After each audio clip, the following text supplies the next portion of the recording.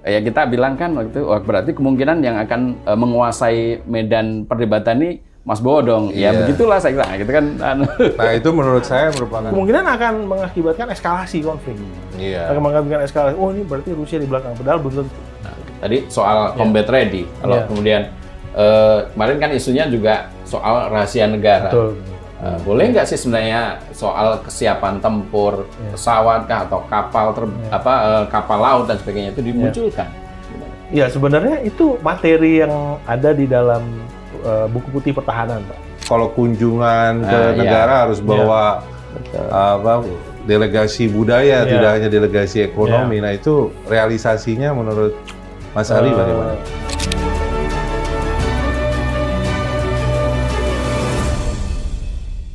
Dan tapi dari segi substansi juga saya melihat Pak Ganjar mungkin yang lebih lengkap dan out of the box ya.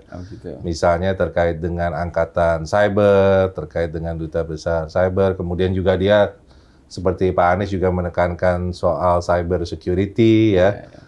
Dan bagaimana dari segi kebijakan luar negeri juga dia kan misalnya viralisme, walaupun mungkin dari prakteknya dari segi doktrin itu terlalu kekinian, tapi itu menarik diekspor ya, viralisme itu kebijakan luar negeri seperti apa yang nanti lebih dekat dengan generasi Z dan generasi milenial ya, saya rasa itu menarik untuk diekspor. Ngomong-ngomong nih, Mas Wisnu udah menilai belum nih dari debat kemarin nih, dari paslon 1, 2, 3? Iya, jadi saya melakukan penilaian terhadap 3 indikator ya.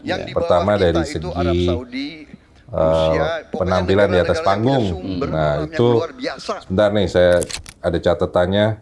Saya memberi nilai yang paling tinggi tentu saja Pak Ganjar ya, dengan nilai 85. Kemudian untuk Pak Anies saya beri nilai 75 ya. Kemudian Pak Prabowo saya kasih nilai 65 gitu ya. Itu dari sisi penampilan di atas. Kalau dari sisi ini materi yang disampaikan?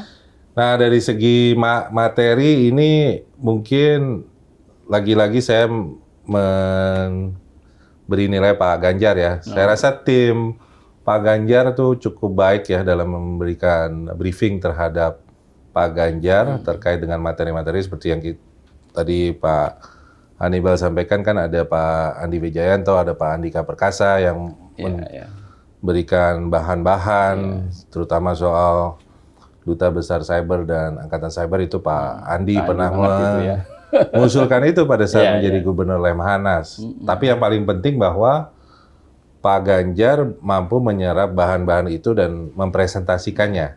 Dan dengan gaya dan bahasa yang taktis banget gitu ya. Iya. Jadi ya pemirsa yang perlu diperhatikan tuh sebenarnya dalam debat Capres ketiga kemarin Pak Ganjar itu underdog.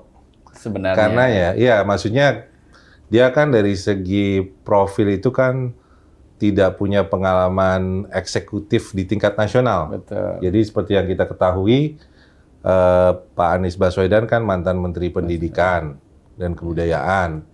Kemudian Pak Prabowo kan Menteri Pertahanan, ya. Mungkin pengalaman Pak Ganjar itu sebagai anggota DPR kan, kalau nggak salah 10 tahun ya. Betul. Nah itu kan di legislatif, tapi bukan memimpin sebuah kementerian yang besar. Nah jadi ekspektasi publik pada waktu itu ya rendah ya. Tapi itu justru menguntungkan Pak Ganjar seperti Mas Gibran kemarin di debat Capres kedua. Jadi begitu dia menyampaikan substansi yang cukup kredibel, nilainya jadi tinggi gitu di mata publik. Kalau ini Mas, sebagian kan mengira akan Mas Anies, tapi begitu Mas Anies menyerang pada statement pertama itu, orang kemudian justru muncul Mas kena nih kayak gini. Nah itu gimana tuh Mas? Ada kan kesannya seperti ini itu. Saya rasa yang coba jadi kan kinerja Pak Prabowo ini dianggap tidak optimal dalam debat ini ya. Dan akhirnya terbukti Pak Jokowi sampai turun tangan tuh dengan membuat statement bahwa debat Capres harusnya tidak personal kalau lebih kepada substansi. Di 2019 Pak Jokowi udah personal banget itu. Padahal Pak Jokowi juga melakukan itu soal 300.000 hektar gitu kan. Tapi ternyata Pak Jokowi sepertinya ya aneh. Sebenarnya agak-agak jarang juga nih Presiden mengomentari debat capres ya. Jadi publik bertanya-tanya nih kok Pak Presiden membuat statement itu. Tapi saya rasa itu hal yang menarik bahwa Pak Jokowi sudah dianggap mencoba melakukan intervensi. Walaupun dia membantah ya. Nah ini saya rasa coba dialihkan kepada publik dari tim sukses Prabowo itu mencoba membangun simpati sebagai yang teraniaya. Betul. Jadi kalau banyak itu yang di video-video pas Mas Bowo ditembak sama Mas Ganjar, kemudian Mas Anies yang kemudian kayak nggak bisa bicara gitu, kelihatan, dan itu yang dimunculkan kan itu di mana-mana. Kemarin saya cek di TikTok ya. Itu banyak sekali video-video yang menggambarkan Pak Prabowo teraniaya dan yang menarik lagi banyak pendukungnya yang menangis gitu. Banyak ibu-ibu, remaja putri gitu ya. Bahkan anak muda cowok juga nangis. Jadi kemarin temanya kemudian nangis untuk Mas Bowo. Menangis gitu untuk Mas Bowo. Cuma abis itu kan jadi lucunya begitu itu rame soal menangis, Mas Bowo di Jambi ngomongnya kenceng lagi. Dan itu merusak kampanye sedih yang dimunculkan kan. Jadi ya itu maksudnya ini kan kita lihat bahwa coba dilakukan damage control oleh timnya Pak Prabowo, kita lihat apakah efektif atau enggak, karena kan ya namanya juga mereka pengen supaya surveinya Pak Prabowo kan tidak turun ya.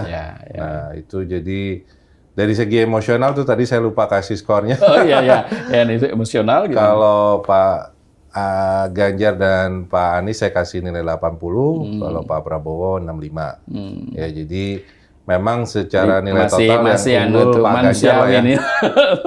Iya, jadi saya rasa itu menarik bahwa memang di debat kemarin sepertinya pertarungan capres ini menjadi tambah seru karena tidak ada yang menang berkali-kali atau kalah berkali-kali gitu ya. Jadi sepertinya bergantian nih.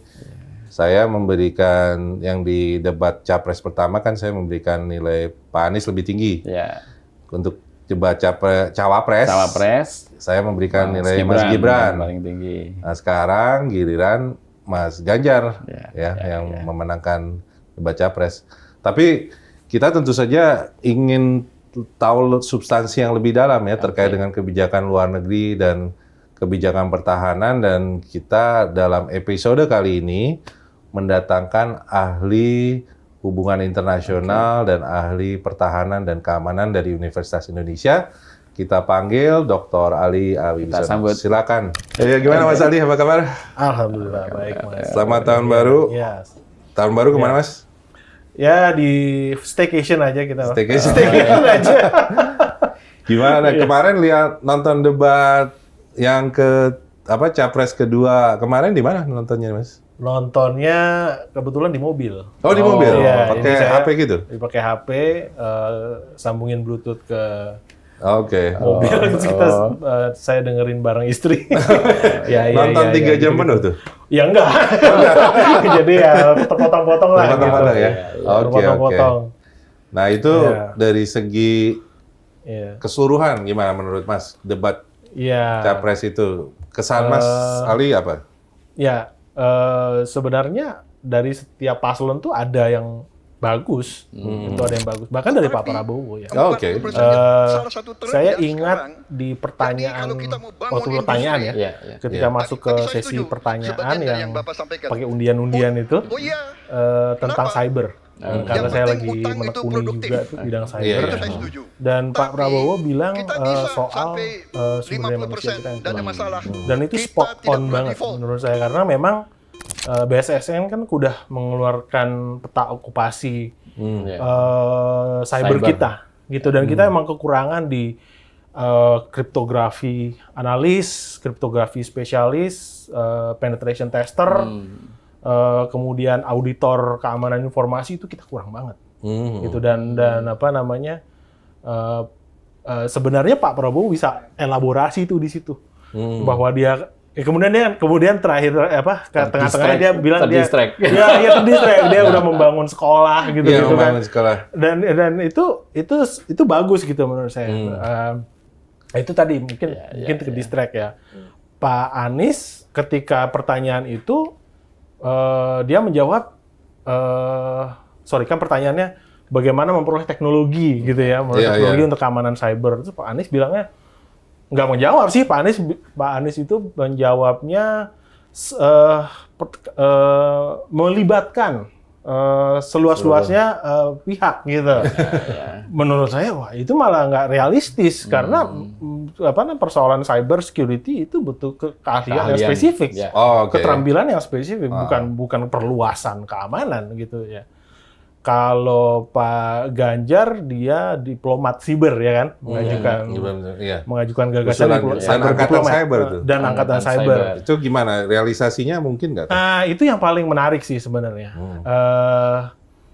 Kebetulan saya berbicara langsung dengan Mas Andi setelah dia mencetuskan gagasan tentang angkatan cyber itu, dan sebenarnya itu tidak seambisius yang kedengarannya gitu ya. Sebenarnya itu adalah sebuah direktorat tersendiri di dalam Mabes TNI. Kemungkinan akan dijabat oleh Jenderal Bintang 3 sih memang. Ya, jadi nanti bersaing sama BSSN gimana menurut? Dan tugasnya adalah keamanan cyber di dalam Mabes TNI. Kan ada Diskomlek kan itu. Udah ada yang komunikasi elektronik kan kalau di Mabes. Dan ada juga fungsi lain yang saya dengar itu interoperabilitas. Ya, jadi interoperabilitas antar matra. Ya, jadi digitalisasi interoperabilitas antar matra gitu.